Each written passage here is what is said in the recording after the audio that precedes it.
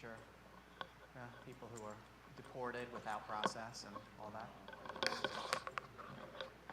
What other prayers do we have? Great. So the Lord be with you. Dear God, we give you thanks for the opportunity to come together to talk about your church, how we relate to one another, how we are part of one another, the ways in which we work differently and together. We ask your blessings on the members of this group who are not here for reasons of distance or illness, and all those joining us online. Be with Christopher as he breaks open this subject for us, and keep us mindful always of what you call us to do in the world. In your Son's name we pray. Amen. Over to you, sir.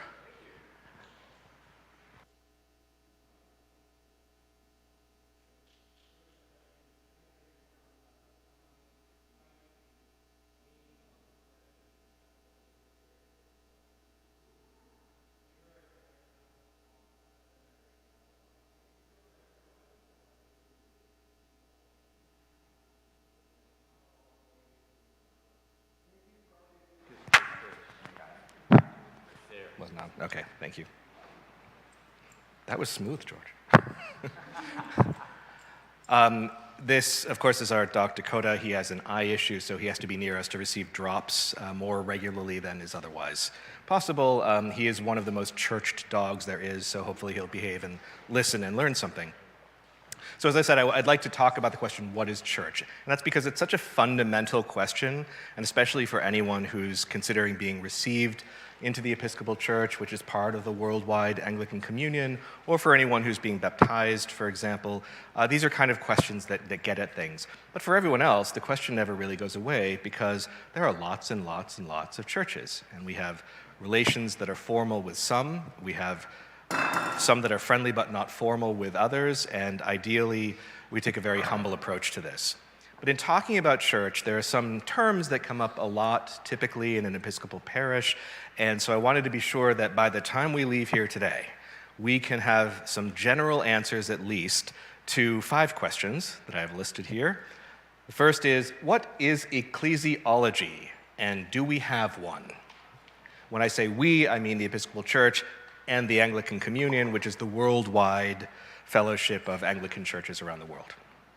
The second question is, what makes church church? Sounds basic, but there's actually a lot to that. What do terms like high church and low church mean? Have people heard those terms before? Do you have an image in your head about what they mean? Okay, well, we'll get into that a little bit and why those terms exist and why they are sometimes problematic. And then related to that, what is, or rather was, the Oxford movement? And what was the Cambridge movement, which most people have never heard of, but goes hand in hand with the Oxford movement? And then finally, what relationships do we, as Episcopalians and Anglicans, have with other Christian faith traditions and churches?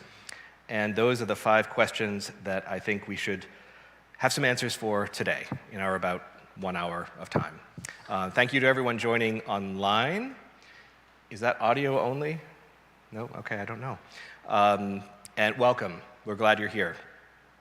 So, before I continue, yes, Will.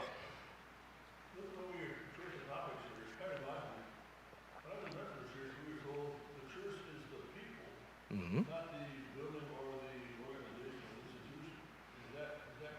So you have already an answer to the question, what makes church church? Yep. That's good, because that is one answer, and it is probably the most important answer, to be honest. It is the people. We talk about liturgy a lot, which comes from the word that means the work of the people.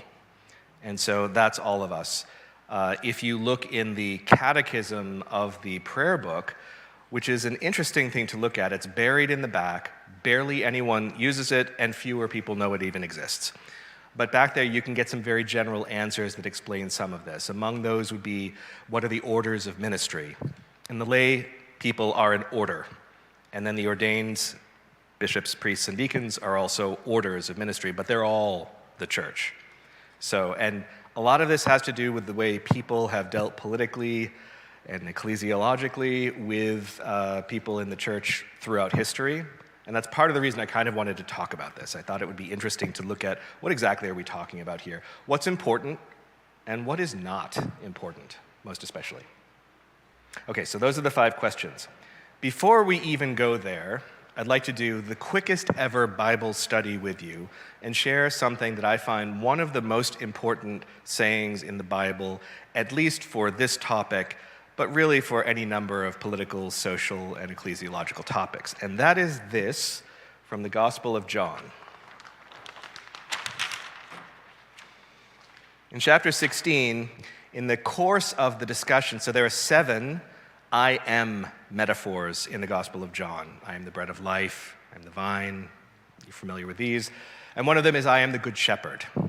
And it's a lengthy discourse overall, and within it, there are a couple of lines that I find incredibly important. Jesus is talking about Jesus' role as the shepherd, gathering God's people together. And Jesus says this, in the midst of all of this, he's saying, the good shepherd gathers the sheep, etc. I have other sheep that do not belong to this fold. I must bring them also, and they will listen to my voice, so there will be one flock, one shepherd. Now, the listening to the voice piece has to do with the fact that the sheep who are not of this fold would recognize this voice as something they relate to. The sheep respond to the shepherd. So that's a very broad statement.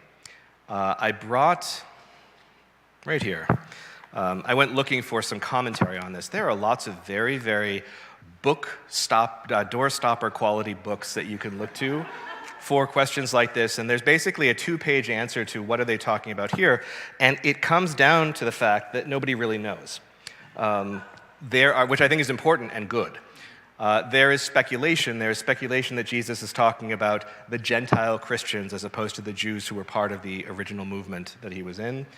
And they can go on and on about the Gentile church. That's fantastic, but it's inconclusive. And I think this is really good because this is a tremendous call to modesty. Whenever anyone claims, or when we claim, God forbid, to say that we have all the answers, or we are the church and not someone else, or, by extension, Christians are the only ones that count and no one else. And the reason I list here the book The Last Battle, has anyone read the Chronicles of Narnia? Not recently, but perhaps in the past. Okay, the very last book, which you, like me, probably have largely forgotten. At the end of that book, there's a scene where Aslan, who's kind of the Jesus figure lion, takes all of his people through a doorway into a new place. Already that theology is a little problematic, as I've talked about on Good Friday. But the idea is that he's taking the ones who are saved, who really belong to him. And in that scene, there is thrown in a non-Narnian foreign soldier called Emeth, who has been a servant of the god Tash, who's considered evil. And this one soldier gets to go because his service was always in good faith. He might have served the wrong things, so to speak, but he was a good person, and so he's there. And for C.S. Lewis, I think he's making this point about the other sheep. It's caused some controversy in the past because of several reasons, and I'll just say that I think it's interesting to see it come out in popular culture. But again, if you remember nothing else, whether at home or here today from this session, please remember, I have other sheep that do not belong to this fold. And a fold is basically where the sheep are kept, so that would be the immediate community of the sheep. And what we're being told by Jesus is that there are other sheep out there that are Jesus' sheep, and we don't know who they are. It's a tremendous call to humility. So I wanted to start with that. Okay, now this is where it gets ugly. So I talked about historical perspective for this question of what is church. Maybe I should stop for a moment and open up for some brief discussion. We've got about an hour total, so there's time. In addition to the church being the people, what other answers come to mind for you, just spontaneously, if you'd like to share, to the question, what is church? Creed and doctrine. Mm-hmm. 2 or 3 are gathered in Jesus' name, yeah. Mm-hmm. The people. Anything else? The Lord's table, so gathering around the table, the altar. Mm-hmm. The church is within all of us. Okay, good. Good, so you have some initial impressions. Don't lose those. I think it's important to have these things that are already sort of in our hearts and our minds. Don't lose those. Where we're going today is a little bit in the direction of a little bit gathered around the table and a little bit more of creed and doctrine. Now, I will say it is possible, and I've done it, to engage with these issues and really want to poke your eyes out. Because they are very detailed, and even talking about the ecumenical movement, and I have plenty of resources to share on this, but even talking about that, the various churches, where I was in seminary, there were, I think, 36 Christian traditions represented, half of which I hadn't heard of. So that's what we're talking about. What is church? What are these churches? To do that for the Anglican Communion, of which the Episcopal Church is a part, there is a timeline that helps understand what's going on. And that timeline is unfortunately the 19th century to a great extent. I say unfortunately because it's my least favorite century. It makes me think of the Wild West and very dusty roads and gunfights, and so I don't love that. But a lot was happening in the church, especially in England, and if you can picture it as the American branch, or also the Canadian branch, the Anglican Church of Canada, as these branches of the Anglican Communion, there was a lot of discussion with England at the time. So just to do one quick fact, and I think I heard George talk about this in a previous session, the Archbishop of Canterbury, you've heard of, is not the head of the church. Who is the head of the church? No. But close. We say it in the liturgy, Jesus, the head of the church. You might notice when I celebrate, I emphasize that just a little bit extra. However, the person in charge of the Church of England in most matters is the reigning monarch, so Charles III now. However, the Archbishop of Canterbury is responsible for all of the religious matters and is also the symbolic head, as it were, of the Anglican Communion, primus inter pares, so the first among equals, but has no power or jurisdiction outside of perhaps even Canterbury. So there is no equivalent of the papacy in the Anglican Communion, which makes it one big happy mess. So I promised you the 19th century. I hope I said 19th. There it is, 19th century, ugh, because that's how I feel about it. Now these will not be on the test. However, I think it is important to run through some dates, and I'm going to go through this quickly so that nobody's eyes glaze over. But this gives you a sense of what I was calling the historical perspective. It's the context in which Anglicans would discuss this question to some extent. Of course, there was a lot going on in the Reformation, after the Reformation, with the creation of the prayer books. A lot of that dealt with this question of what is church. But the answer had been essentially the Church of England is a church unto itself. No foreign power has authority over the Church of England. Only the church can decide things, and the monarch is a titular head, so not the actual head. But that was based on the Reformation, when the idea was, here there is a bishop of Rome who claims to have universal jurisdiction and can tell everyone what to do. We'll get to that a little bit more. Okay, in England in 1826, that's not that long ago in historical perspective, there was Catholic emancipation. Not being emancipated meant things like not being able to study at Oxford or any university, not being politically represented. Pretty harsh, but a leftover of the Reformation and all the fighting that happened afterwards, which included the Jesuit attempt to overthrow and have killed Elizabeth I. These are the details we don't tend to hear a lot about. So Roman Catholicism was suppressed, but in 1826, obviously a lot of preparation going into that, Parliament emancipated, which meant that suddenly Catholics had equal rights in England. But late, 1826. 1828, the same for dissenters. These would be the Puritans, the Quakers, others who left the country because they weren't given emancipation earlier, so they came a lot to the US, for example. In 1830, now we get really nerdy. In 1830, the first Whig, or non-Tory, non-conservative government, this is a new government, in a generation was elected to Parliament in Germany. The first Whig government in a generation, so a long time. Why is that significant? because the Whigs 3 years later, among other things, conducted a reorganization of the church in Ireland, which is called the Church of Ireland. That's the Anglican Church of Ireland.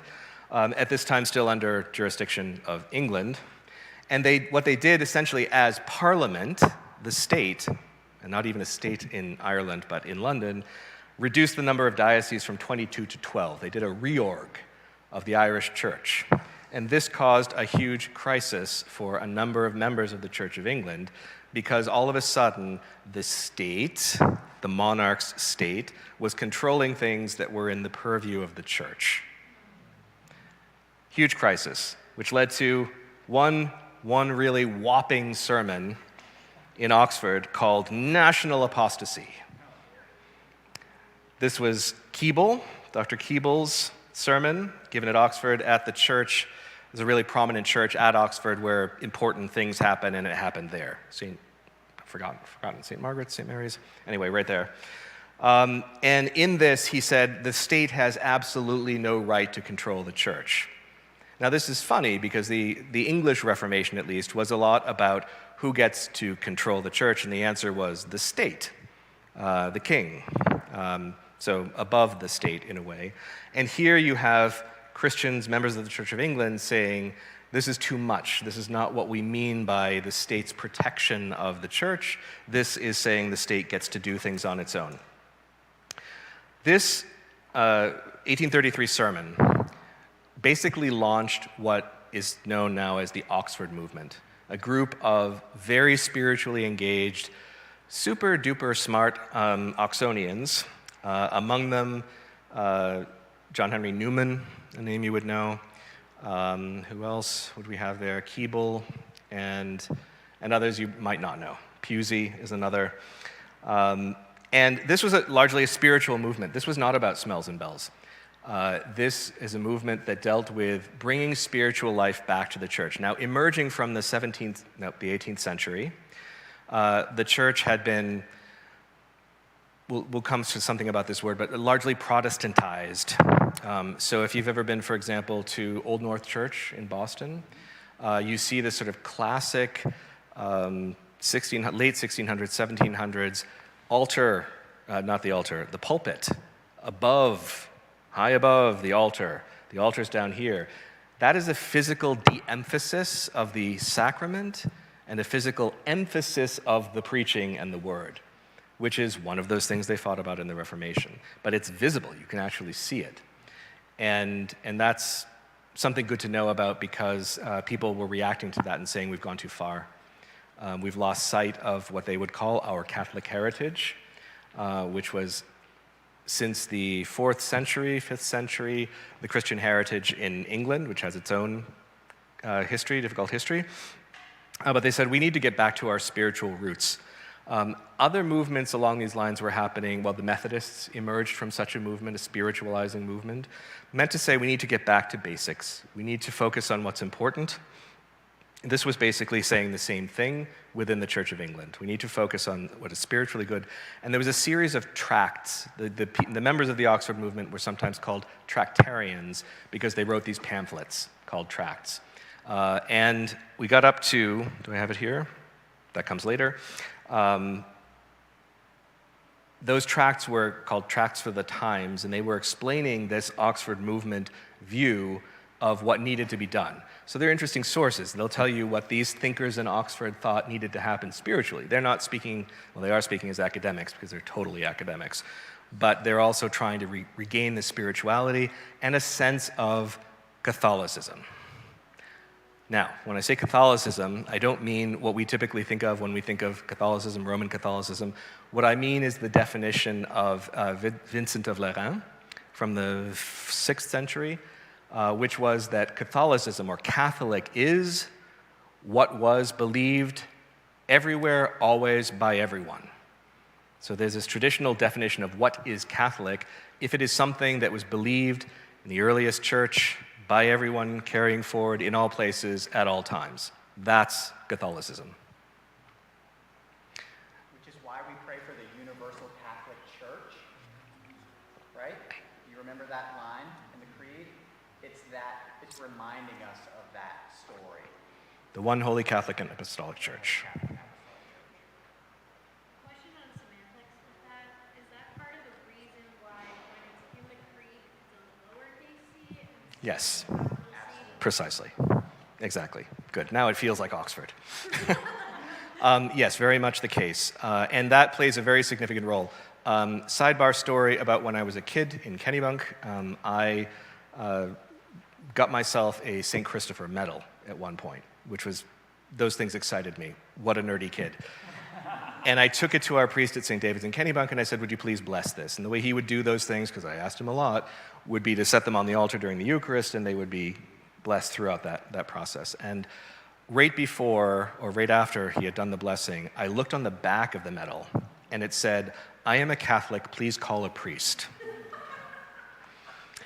And I was nerdily worried that this was inexact, and I've already had it blessed. And I said to then Father Geiger, I'm afraid this is not right. And he said, oh no, you are a Catholic, and you should call a priest. So that was instructive, and it has a lot to do with the Oxford movement. The Cambridge movement, 1839, just 6 years later. Nobody knows about the Cambridge movement, but this was an architecturally focused movement that was done in Cambridge, around Cambridge University, on issues of architecture. And they were trying to answer the question, what is the church architecturally? That is, what is the ultimate church? What should church look like? And the answer was something called middle high pointed. A particular type of Gothic, neo-Gothic architecture that you'll find in some churches. So if you remember middle high pointed, that was the Cambridge movement. I'm massively understating what they did. But these two movements together were leading something called the Catholic Revival, which was saying, hey, we're Anglicans. We have a Catholic heritage. We have a continuous Catholic heritage, and we've ignored that. So now we're going to look at what churches look like, how we are spiritually, and at a time when people fought about things like, these are the things people fought about, candles on the altar, topic of controversy, the sign of the cross in baptism, and vested choirs, caused lots of problems. These were the things people were worried about. And so that's why these movements were saying, we have what we need on this, we know what the rules are, and so we need to pursue it that way. And the rule, I don't think this is the one I marked, so I don't want to spend too much time looking for it. No, this is about something else. I have a quote for us. However, anyway,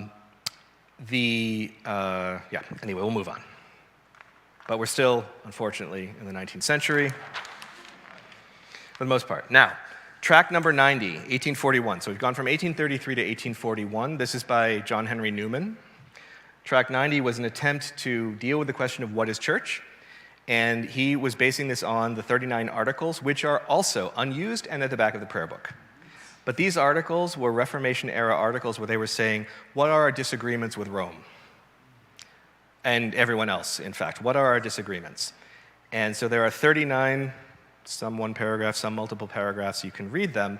They are a very traditional way of an Anglican answer to the question of what's necessary for church.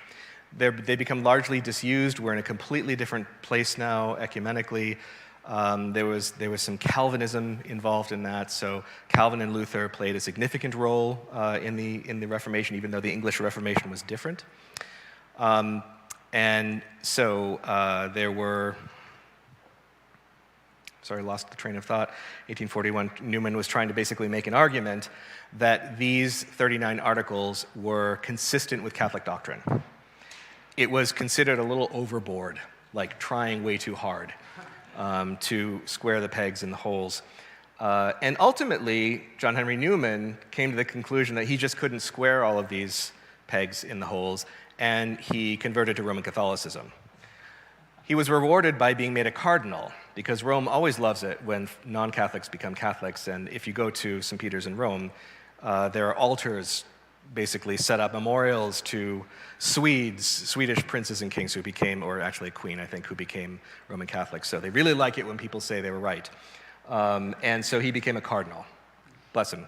Henry Cardinal Newman. Not even a decade later, 1850, this is significant. Pope Pius IX restores the Roman Catholic hierarchy in England.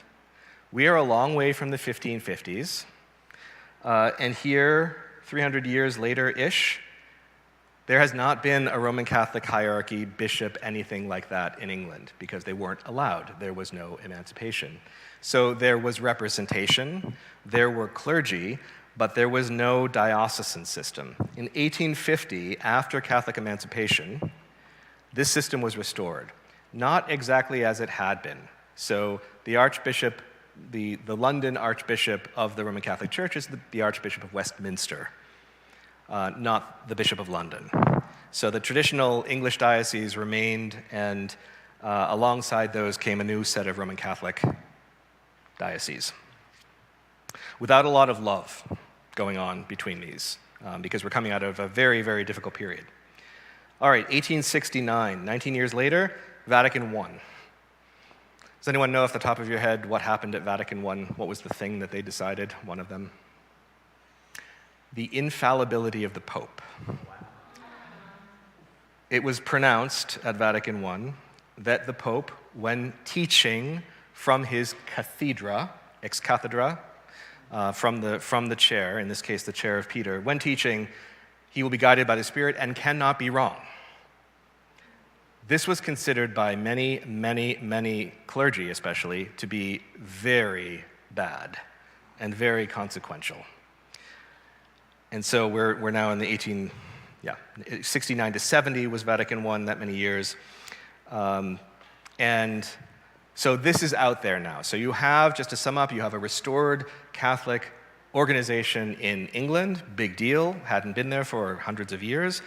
And you have a declaration that the Pope is infallible and has universal jurisdiction, which means the Pope supersedes any bishop. The Pope can say what happens in a diocese. So while this has always been, well, in the last centuries, Europe's last absolute monarchy, this is part of what made it absolute. Nonetheless, over here in the USA, in 1870, so just a year later, William Reed Huntington, a famous clergyman of the church, wrote an essay called The Church Idea, an Essay Toward Unity. And so as all of these difficult political shiftings of the ground are happening in England, which obviously have an impact on the US, this is happening that people in the US are thinking, we really should be thinking as Episcopalians about what church is and how we might consider reunited with other churches. Because why are we all split? We don't really disagree, do we? And so that essay comes out. I'm going to stop there for a second to share a couple of fruits of the Oxford movement. One of those is things that we would take for granted. So if you were to look at what the Oxford movement considered good church-wise, you would see, and I've got some things up here, so follow me across this way. All right, this is a book called The Catholic Religion, a manual of instruction for members of the Anglican Communion. It has a lot of, among other things, this picture. This is what church should look like. What does that look like?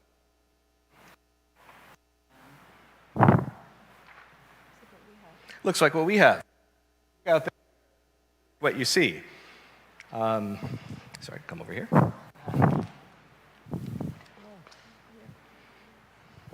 This is what they're saying. So also from the I pointed, this is what we're looking for.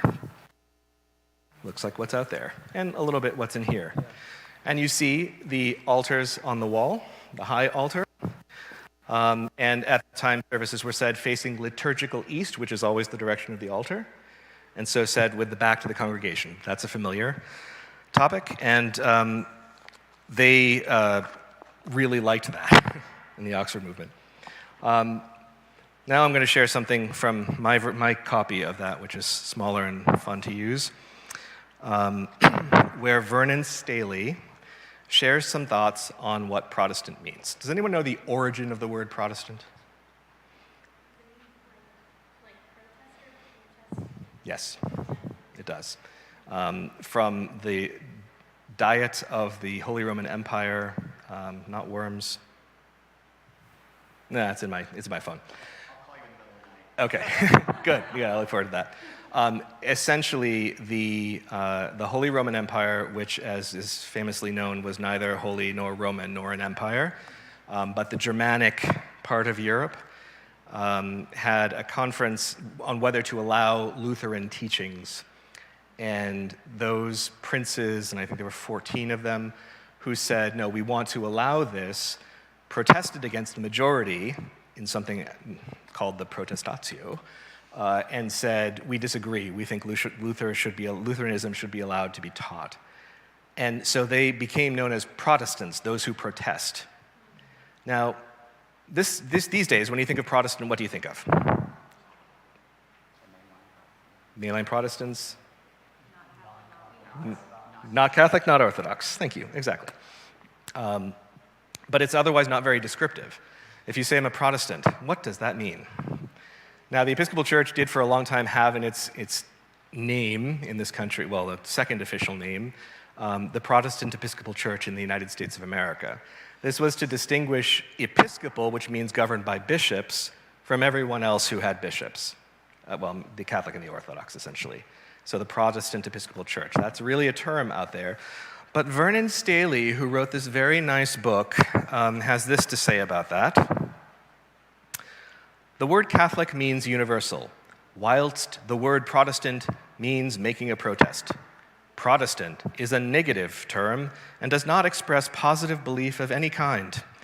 It is a mistake for a churchman to describe himself as a Protestant, for the term is nowhere to be found in either the Bible or the prayer book, and ought not to be adopted as a designation of the church by her members. Don't say Protestant, apparently.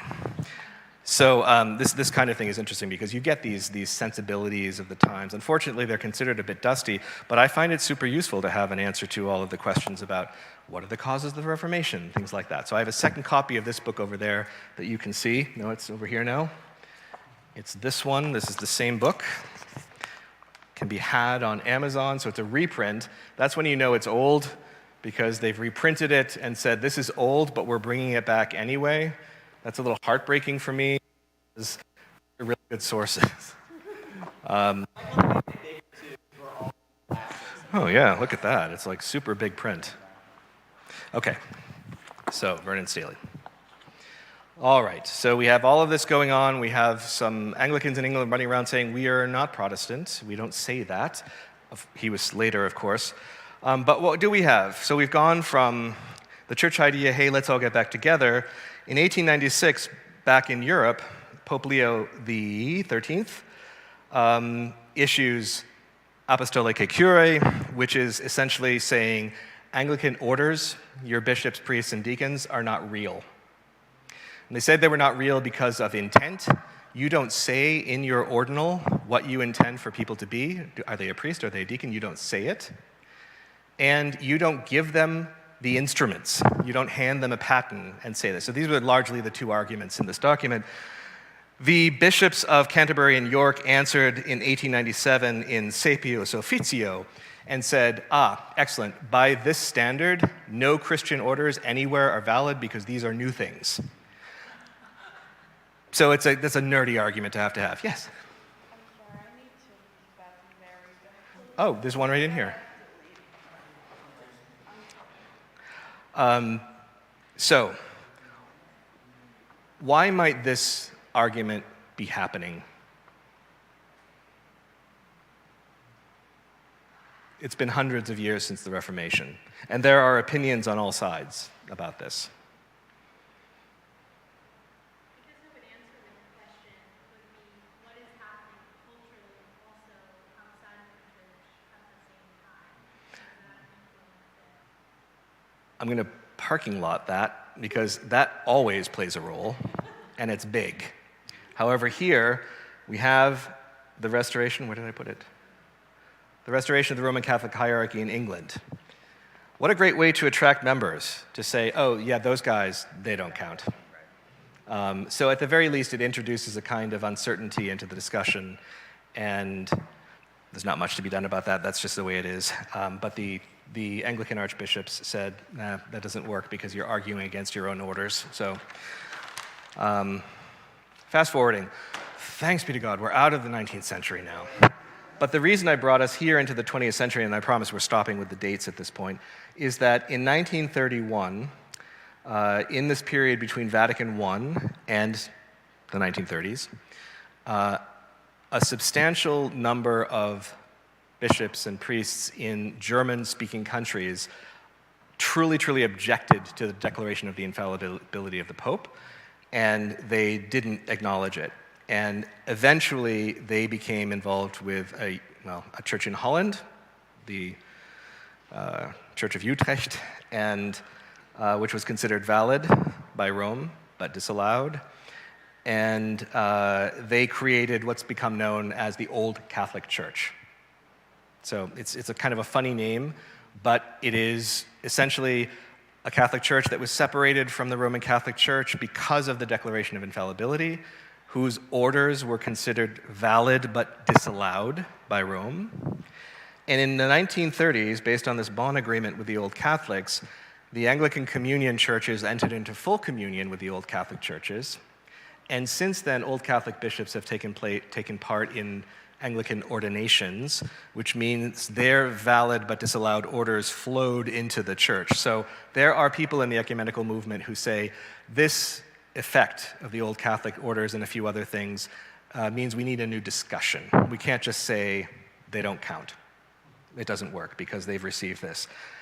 Building up to 1962-65 Vatican II, which changed a lot of things and opened up Rome to ecumenical dialogue, and so that's a major watershed. All right, that brings us to what I told us we were going to talk about today. There's a lot of dates, but I think it's important to have kind of a timeline in mind and see some of the things you mostly don't hear about. The connection between the restoration of the Catholic hierarchy in England and the proximity to the declaration of the invalidity of Anglican orders. So those are political things that play a role, and also culturally, of course, as well. Yes?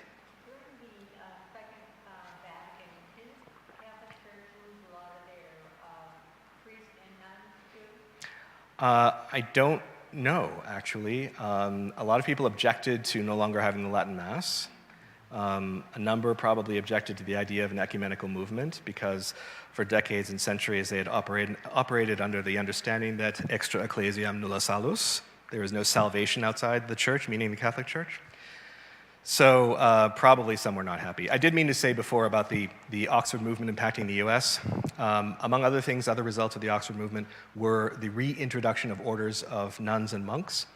So if anyone knows the Society of St. John the Evangelist in Cambridge, Massachusetts, they are a direct result of the Oxford movement. The Order of St. Helena, which has given us the Psalter, the Psalms that we use, an order of sisters for many years, and the Order of the Holy Cross is also well known in the Hudson Valley. So there are Anglican and Episcopal monks and nuns. Also, not everyone knows that. Yes? Is the whole thing, just a side tangent, but it made me think of this when I think of that Vatican II thing, is with the potential conclave for like the new pope, why is there a resurgence back to a Latin Mass? Like I heard that it's more than just traditional, but like there's something, again, that's outside the scope of Episcopalianism.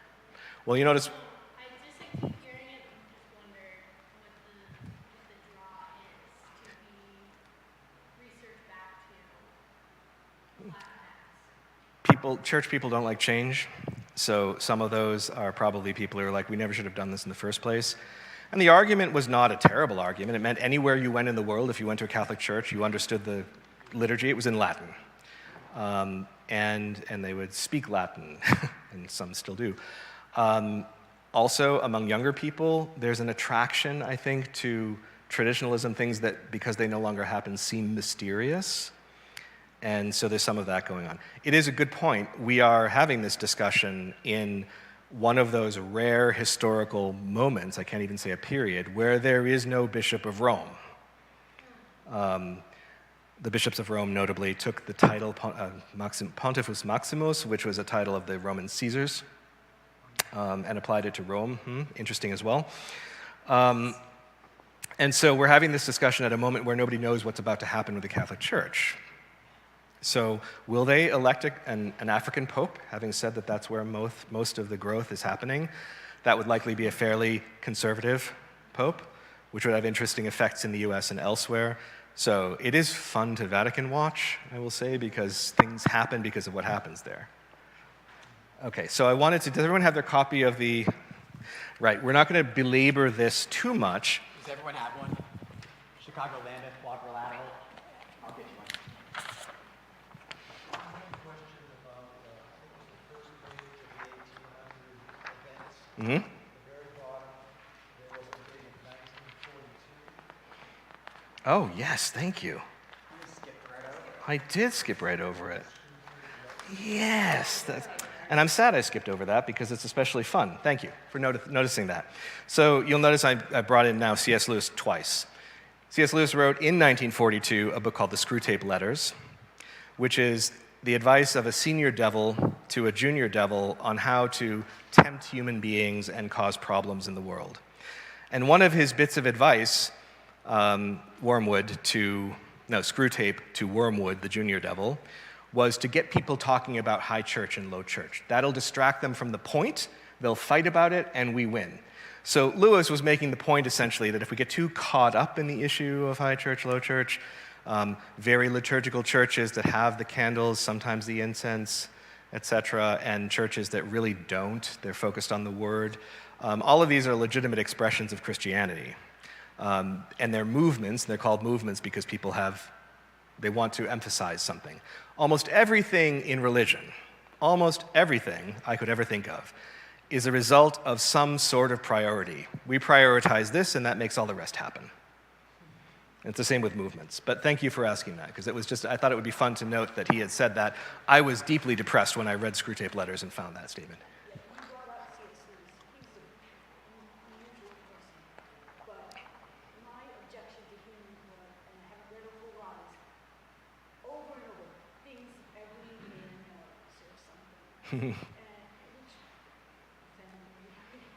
Oh, because he was saying everybody knows this. He's an Oxford professor. But coming out of this, you were saying he's thinking about it as massive, Yes, yeah. which makes me more charitable. Oh, sure. Yeah. Well, we will come also back to this. All right, so I brought us to There and Beyond. Okay. Now, do take this home and read it. But I'm going to point out a couple of things that are important. First, a bit of history. We talked about Henry Reed Huntington and his idea of getting together with other churches. This was the Episcopal Church's answer first in Chicago in a general convention. What is needed for us to enter into a formal union with another church? What is the minimum standard for what we think the church should be? Not necessarily because it's the only way to do church, but in terms of what we understand the good order of the church to be. The good order of the church is a traditional idea in the church. So I want to highlight just a couple of things here. The quadrilateral itself are the four things, the quad on the bottom. But I want to emphasize something in their preliminary statement. So they say that these four things are what is required to be in full communion, full formal relationship with the Anglican Communion. They say in point 2, not in the quadrilateral but worth noting, that we believe that all who have been duly baptized with water in the name of the Father and of the Son and of the Holy Ghost, old language, are members of the Holy Catholic Church. So they're saying right up front, and this is the Episcopal Church saying this in General Convention, anyone who's been baptized in the traditional formula of Father, Son, and Holy Spirit is a member of God's Holy Catholic and Apostolic Church. And then they go on to say, but if you want to be in a formal relationship with the Episcopal Church or the Anglican Communion, you must have four things. So the four things are, actually we're going to skip this part and go to the back of the form. This Chicago Declaration was taken by the Lambeth Conference, which happens every 10 years of all Anglican bishops worldwide. Lambeth is named after Lambeth Palace, the palace of the Archbishop of Canterbury in London, which has a really fun library that you can visit. The Lambeth Conference took what Chicago, the Episcopal Church, had done, made a couple of tweaks, and they said, these are the four things that you have to be in a formal, structural relationship with us. The Holy Scripture of the Old and New Testaments as containing all things necessary to salvation, and as being the rule and ultimate standard of faith. We take vows to this in the priestly ordination that the Holy Scriptures, Old and New Testaments, contain all things necessary to salvation. I like pointing out as often as possible that it does not say all things contained therein are necessary to salvation. Those are two different things. The second, the Apostles' Creed as the baptismal symbol, the Nicene Creed as the sufficient statement of the Christian faith. Remember that word, sufficient. Here it's saying this is sufficient. The two sacraments ordained by Christ himself, the dominical sacraments, baptism and Holy Communion, meaning that Jesus started them. He did them first, or had them done. Ministered with unfailing use of Christ's words of institution, you'll notice they're always basically the same, and of the elements ordained by him, unleavened bread and wine. And the historic episcopate, the bishops, locally adapted in the methods of his administration to the varying needs of the nations and peoples called of God into the unity of God's church. So you have to have bishops in the historical apostolic succession, and that means that you can trace from a bishop, like Bishop Thomas, if the records are really good, you can trace all the way back to the apostles. That means the authority that was passed down, the authority that was in the gospel today, receive the Holy Spirit. If you forgive the sins of any, they are forgiven. If you retain the sins of any, they are retained. Somebody any questions? Yeah, I do. One is that, I mean, we accept anybody to come in and Mm-hmm. have communion with us. Why does the Catholic Church not allow people that are Catholics to receive? I can't really speak for the Roman Catholic Church, but I know the basics of it would be that you, as a non-Roman Catholic, have not accepted the doctrine of transubstantiation, which means the literal transubstantiation of bread and wine into literal body and blood of Christ.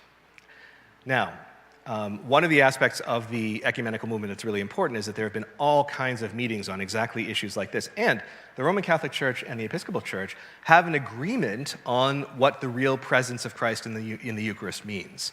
So there's agreement. But Episcopalians, I would say wisely, step back and say, how that happens, we don't know.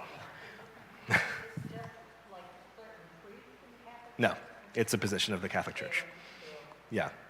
So You may have been in a church where invitation sounds different, and that's generally folks in other religious orders who have different authority structures than in the Roman Church.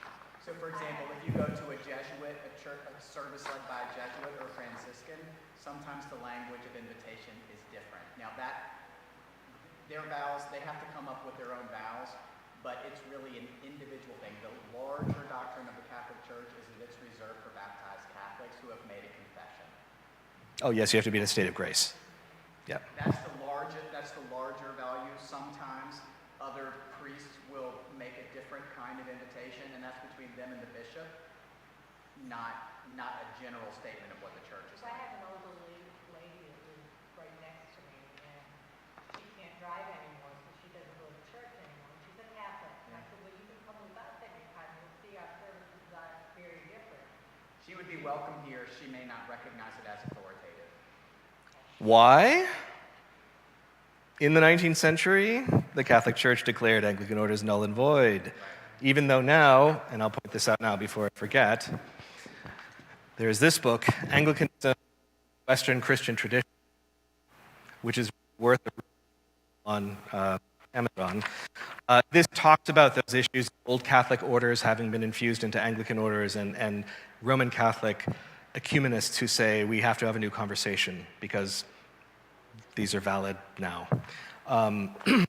But ecclesiology being ecclesiology, what would be a problem for the Catholic Church even if they accepted that our Anglican orders are valid officially?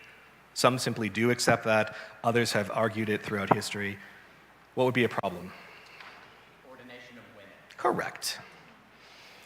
So the Roman Catholic Church, even a relationship with an Anglican church, if everything else were solved, they would say, except orders can't be taken by women, therefore any woman who is ordained is not ordained, and any person who is ordained by a woman bishop is not ordained. So you don't have the required 3 bishops. So this would be another ecumenical problem.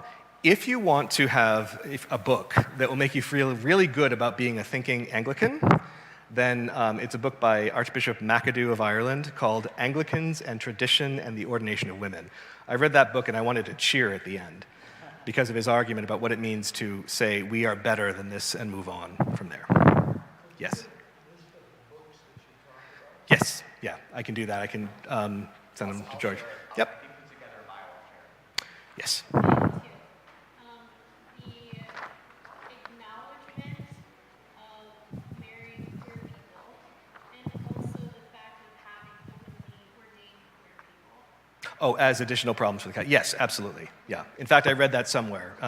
There was a quote that said, well, women and gay people, essentially. So there are always issues to be solved. But the vision of ecumenism for the Anglican Communion we've been talking about, based on this, you say you need these things, and I want to get to a little bit about how it's been used briefly.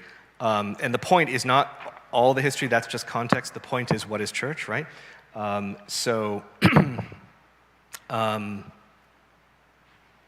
one cup of coffee. I forgot the point. In any event, the point is to have a communion of communions. So with the old Catholics, for example, in the Bonn Agreement, there was a formal relationship. Clergy can be exchanged. So we've come since the 1930s, many, many years. Old Catholic bishops have taken part in all the ordinations of bishops of the Episcopal Church. Those orders have come in.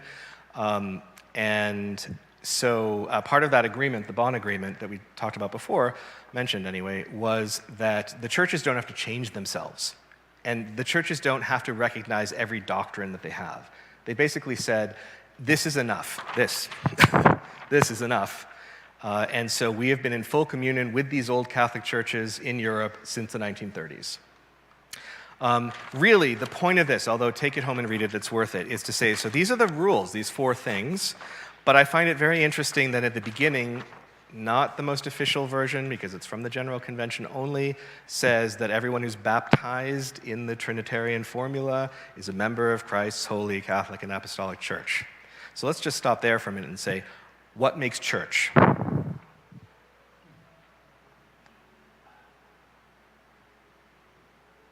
I'm sorry, that was meant as the answer. Baptism.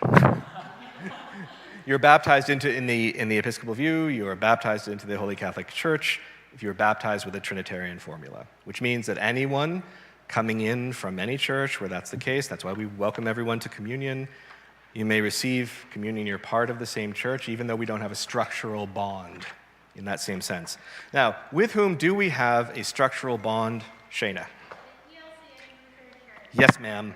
The Evangelical Lutheran Church of America has been for a number of years, actually since the early 2000s, in full communion based on this with the Episcopal Church, which means, among other things, that ELCA Lutheran clergy, there are multiple Lutheran churches in the U.S., the ELCA clergy are interchangeable with us. So a Lutheran pastor could come in here and do everything that we can do, and in fact, for the Easter Vigil, we had a Lutheran pastor with a gorgeous voice who sang the Exultet. She leads a congregation here in town, so we might hire a Lutheran dean. That could happen. Yep. The other church that we're in communion with are the Moravians. Yes. And the Moravian Church, if you're unfamiliar, exists largely in Pennsylvania and in North Carolina. But it's a really small group, but that's the other group that we're in full communion with. And that's been very recent. Have you read which the next one might be? Good question. Mm-hmm. United Methodist. Yeah. Probably the ones who stayed. That would be my guess. I don't see why the other would make any sense. So that's as much as to point out. It's a good point, because once you basically say these things, and it did mean for the Lutheran Church that though nobody said your bishops are inadequate, it would help because of this understanding if all future ordinations also included an Anglican bishop so that the ordination fits this description, the historic episcopate. So that line is still coming through exactly. This was not easy, because that can be offensive to people, like you're saying our bishops aren't good enough. Not exactly, but because this is very technical, it's saying it has to be this way to be the way we mean it. Which brings me to the question, ecclesiology. Does the Anglican Communion and the Episcopal Church have one? Because officially we love to say we don't. We have nothing, we claim no truth that is not claimed by others. We have a completely Catholic faith in that sense. So you could say we don't really have our own ecclesiology. But based on some things you've heard here today, do you think we do or don't? Discuss.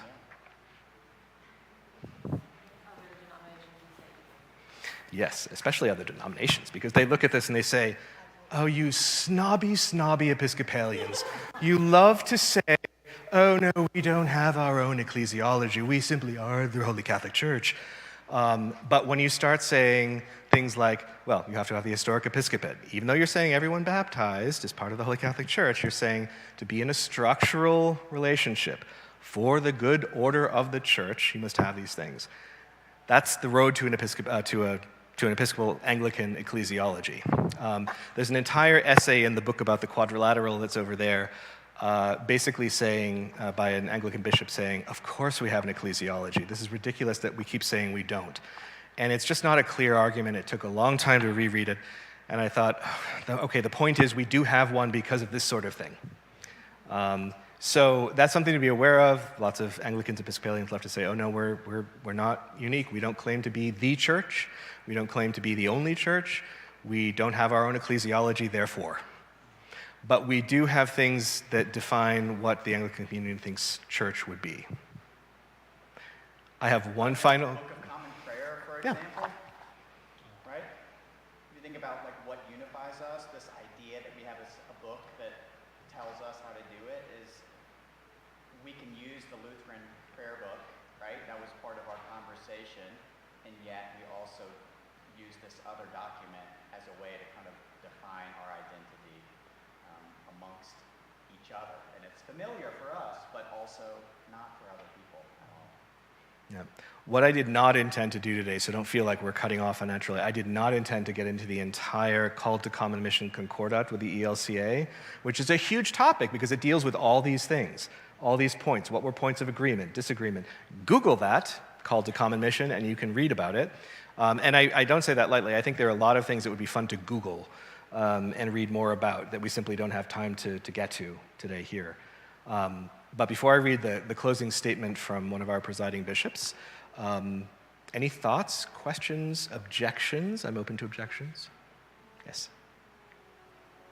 No, of course. Sorry. Yes, I'm sorry. When did, and I know it's probably more complicated, but when did the Episcopal or the Anglican Church separate from the sacraments and the doctrine of the Catholic Church, like mortal sin, venial sin, all those technicalities? Was that early? Was it gradual? So within the Roman Catholic Church, there was a people have historically used the term counter-reformation, the Council of Trent. These, it's better to say the Catholic Reformation because there were changes made, and then those continued. The issue of mortal venial sin is related to not requiring auricular confession with a priest, spoken, heard confession, but having a general confession as good enough, or saying the individual can do that with God. That's where you start to lose things like mortal, venial, because they don't matter as much. So, yeah, Around that's... the same time, so around the middle of the 16th Yes. century. Council of Trent, worth Googling. Okay, who's, Wyatt? Hopefully this will be quick. Regarding point 4, the historic episcopate, Yes. there are two church identities that I guess I'm wondering about. The first is Congregationalist polities, where there is, for those who don't, it's no bishop, right? Like you choose leadership from the people in the pews, and they're the ones who are also doing sermons. You know that. But I was also wondering about like where things like statements of confession or identity from other denominations figure into, like maybe this is ecumenical, but like the Augsburg Confession, for example, has particular points for Lutherans that we don't have, is my understanding. How does that inform like ordination, for example? Like why is it that their priests have fine print and ours have different fine print? Are there any points where that runs into? Because they're secondary. They would be considered adiaphora, so that which is not necessary, which was part of, remember I talked about the Old Catholics and said, we don't have to do everything the Old Catholics do, nor do they have to do everything we do. In fact, Old Catholics, I happen to go to one of these services, they still do First Communion in the original sense, where children just don't receive anything until they're of that age. The Orthodox also administer communion to babies. They have cute little spoons to do that with. And the reason is that baptism is what brings you into the church. So you get into these larger descriptions. One thing that's important when looking at these kind of quadrilateral points is that other churches have different ecclesiologies. So the Catholic Church would say, well, to be church, you need to be in communion with the See of Rome. That's what makes church. Rather strict on that point. For the Orthodox, the idea that it's not really about the mechanical operations of ordination, it's about everything you say you believe. And of course, one of the core problems the Orthodox have with the Eastern Church, the Orthodox have with the Western Church, is the filioque clause in the Creed, which we leave out now. The Holy Ghost, which proceeds from the Father and the Son. Filioque means and from the Son. And this was an addition made by the Western Roman Catholic Church at the Council of Toledo before the separation of the Eastern and Western churches. And it was not done in a global ecumenical council, and therefore the East says that is not correct. Not only is it not correct, but you can't do that. You can't just decide you're going to do something on your own. So Orthodox ecclesiology says to make any change like that, you need an ecumenical council. And there hasn't been one of those since before the Middle Ages. So, and a Catholic Church again. So you'd have the Catholic Church, Rome. The Orthodox Church, definitely not Rome, and councils. The Anglicans, just be baptized, have an historic episcopate. And actually, I find an incredibly interesting book that's over there worth even just taking a peek at, is called Two Paths, and it's written by a convert to Orthodoxy, comparing Roman Catholic and Orthodox views on primacy, meaning Pope versus council, autocephalous independent national churches. In many ways, our structure is much more similar to the Orthodox than to the Roman Catholic, but the Orthodox really wouldn't like the ordination of women, for example. So we have these huge Christian communities around the world that really try to get along, but still disagree on some very fundamental things, usually involving gender in one way or another. Other thoughts, questions before I read? Yes, Shana. Before reading, can you talk about high and low church? I know you mentioned that. Oh, yeah, okay. So high church, when people say that, they're generally referring to churches that have a really medieval kind of liturgy. So candles, processions, vested choirs, definitely incense.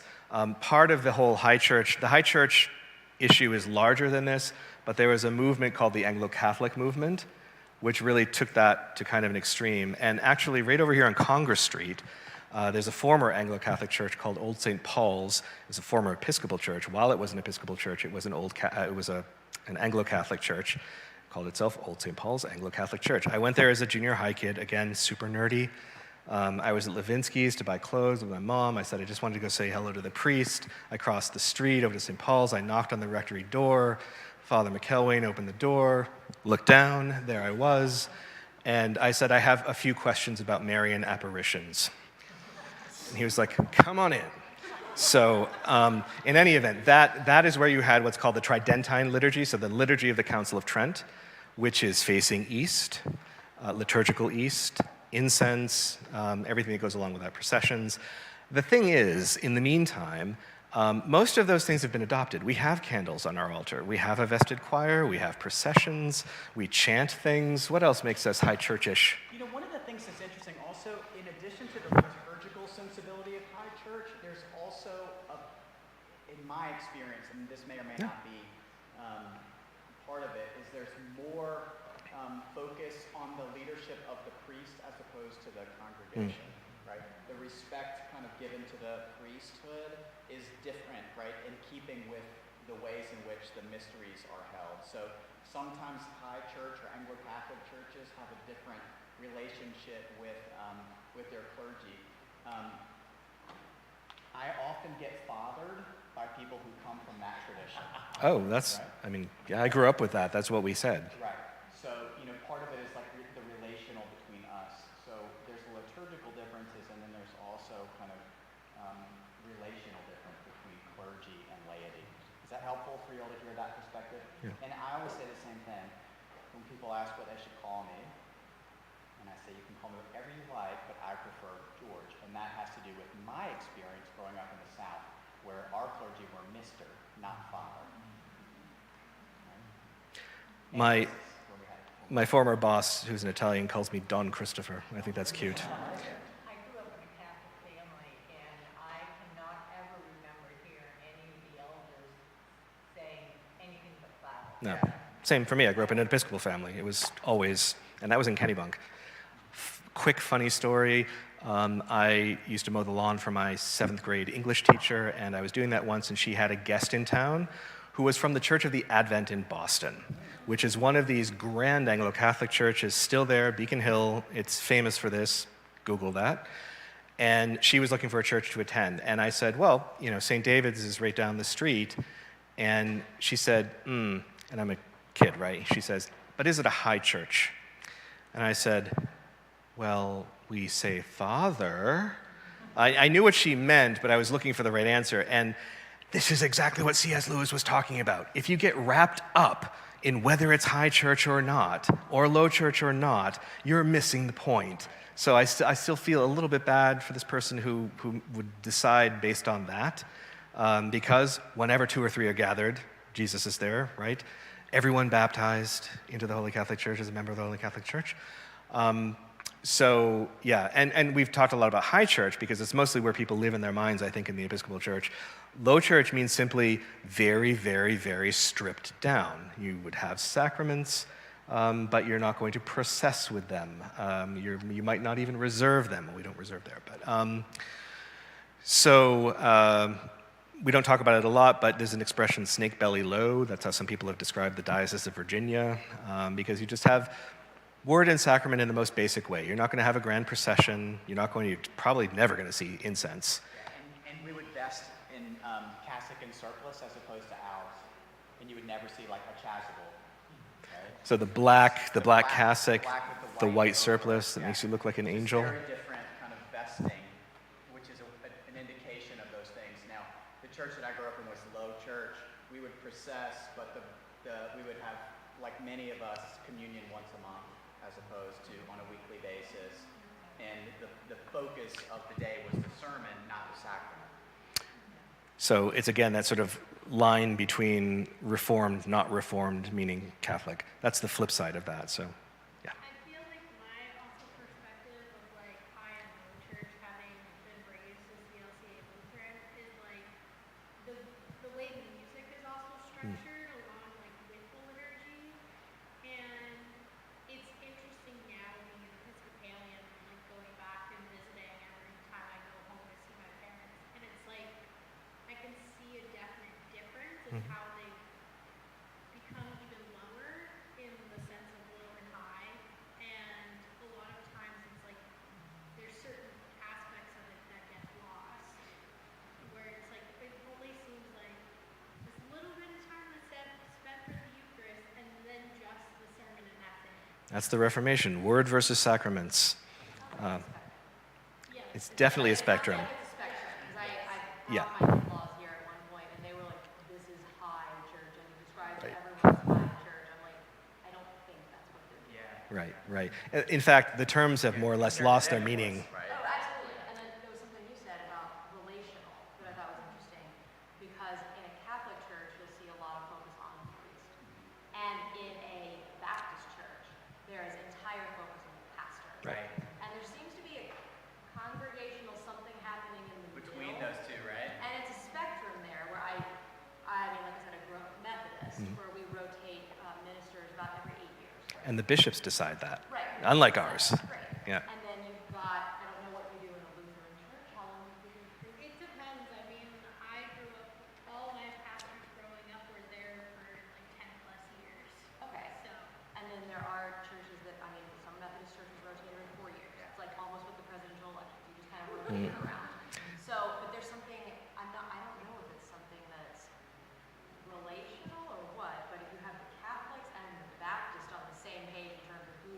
Right. focusing on. There's a weird little message. There's an authority part around that, which Right. is really interesting. If you want to have fun with that, deconstruct it psychologically and in terms of gender, and you will probably find some interesting points that make them have things in common. This is always plays a role. What is it that gets decided? Priorities. What is your priority? I have one more quick story I want to share, and then I want to read the last thing. It's a quick story about the why are we not allowed to receive communion in the Catholic Church. In 6th grade, I went to Camp Pesquasawasis up near Bethel here in Maine, and I went to Mass every morning. I enjoyed that. I was there for a week, and I would just wake up and I would go to the Mass since the priest knew me. And I received. I didn't even question it because I'd read all this stuff. And not this stuff, but and I thought, no, we're allowed to do this. The difference is a disagreement about Rome, so I'm receiving. So I did for a week. And on the Sunday, there was the big all-camp Mass, and I had a counselor. One of my counselors was a Roman Catholic seminarian. He was the less cool one than the guitar-playing seminarian and the bearded seminarian. He was Andrew. Never forget Andrew. Bless his heart. He found out, and he overheard me saying something about not being Catholic. He said, "You're not Catholic and you've been receiving communion this whole time?" And I said, "Well, the only difference is really the Pope." And he said, "I know all about the Episcopalians," because, some of the stuff. So for the big Sunday service, I was in line to go receive communion, which I've been doing the whole time, and I saw Andrew going down the aisle all the way to the priest. And just as I was getting there, he whispered something in the priest's ear, and I thought, oh, this is it. This is like lightning time. And the priest simply nodded, and he broke the host in two and gave me half, and I thought, great, now I'm being punished for this. No, when priests have to do it, it means they're running out of bread. It's always whole. It's always whole. That meant the priest ignored this uppity seminarian and said, no, I feel like he should receive this. I've had lots of experiences like that. And I went to a funeral recently in Wells, and I accidentally walked into the priest's office area. There were 3 of them there, and they were like, oh, one of us, because I was dressed. And they could not have been more welcoming. So there's that too. Always, always, always, please, please, please remember, I have other sheep that are not in this fold. And with that, I will read some words that I think are quite good from Frank Griswold, who's a former presiding bishop of the Episcopal Church. Above all, Anglicans have never claimed to be the church. On its title page, the Book of Common Prayer says that it contains forms for the administration of the sacraments and other rites and ceremonies of the church, ... according to the use of the Episcopal Church. We do it this way, in other words, but we are only part of the whole church and make no claim that this is the only way. In the words of Canon Edward West, there are other ways of holiness, but this is the only way I understand. It is, Episcopalians believe, a good way. It is a way, as former Archbishop of Canterbury Michael Ramsey once said, a way that converts sinners and creates saints. Until God shows us a better way, this is all we can ask. Love it. Thank you for that comment. Thank you all. Thank you guys.